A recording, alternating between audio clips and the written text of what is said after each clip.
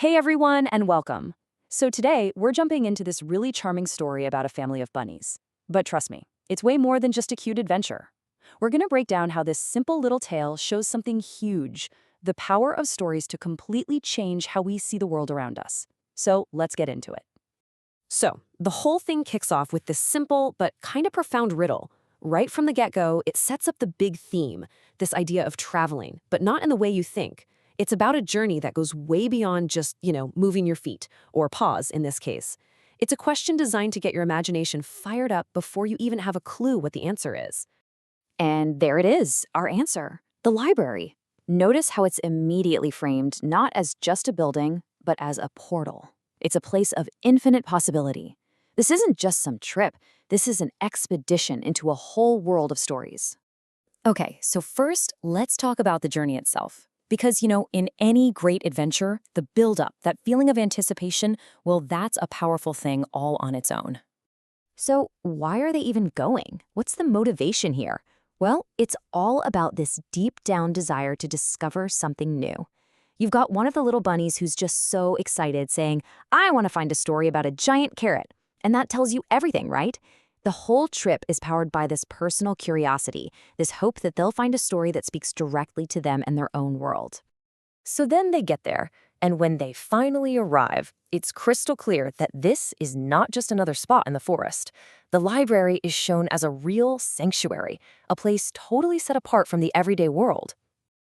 I just love this definition the story gives us. So simple, so beautiful. A library isn't just a building full of books, it's a home for stories. And that word choice, home, that's so important. It makes you feel like these stories are living things, all gathered together and kept safe in this warm, welcoming place. This image really captures that sense of awe the bunnies are feeling. And in the story, this moment is described with more than just what they see. We're told it's so quiet and that it actually smells like magic. It's called a sanctuary, a house of wisdom. The story just builds this amazing atmosphere of reverence and wonder, and you can totally see it in their faces right here. And this really gets us to the heart of the whole experience. How does this magic actually happen? I mean, how do these stacks of paper and ink become these incredible living worlds? So here it is. This is the crucial point, and the story says it right out loud. The magic isn't actually in the book itself. It's inside the reader's mind. Reading is an act of creation. You're the one building the world as you go. It's a kind of magic you have to participate in. And this is where that magic really starts to click. The bunnies begin connecting the dots between the book and their world. They read about the Great Forest map and go, wait a minute, that's like our forest. They think back to the mushrooms they saw in the path, and suddenly the book's description of patterns on the cap gives them a whole new way to see them. A simple little story about a flower that blooms by moonlight, that's going to change how they see the moon forever. Yeah, this star flower, which is totally made up for the book, it doesn't just stay on the page. It plants the seed of possibility in the real world. All of a sudden, their ordinary, familiar forest isn't just a forest anymore. Now, it's a place that might be hiding secret, magical treasures. It makes them want to look closer at everything. You can really see this change come to life on their journey home. The trip to the library is over, but really, the effects are just getting started. You can almost break down this transformation into 3 steps. First, you engage with a new story, right? Like the tale of the Great Forest map.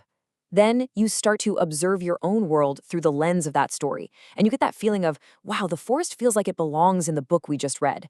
And finally, you discover the connection. You find that real-world proof, like the mushroom patterns, that makes the story's magic feel totally real. And this is the ultimate takeaway.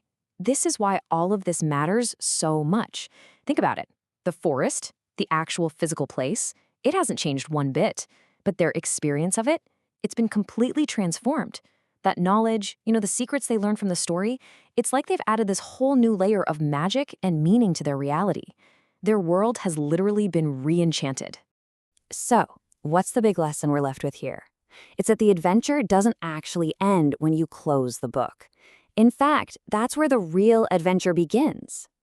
And the proof is right here. Look at them, back at home. The very first thing they ask is, can we come back tomorrow? The experience didn't just satisfy their curiosity, it made it even stronger. It created this hunger for more knowledge, more stories, more secrets to uncover. This line from the story just sums it all up perfectly. A book isn't the final destination, it's the launch pad. It hands you a map, a new pair of glasses, and then sends you back out into your own world to find all the cool stuff you never even knew was there. And, at the end of the day, the story reminds us that this power isn't just for bunnies in some magical forest. We all have the tools to re-enchant our own worlds. They're all around us, in every single book, in every story. So the only question left is the one the bunnies are already asking themselves. What adventure are you going to start next?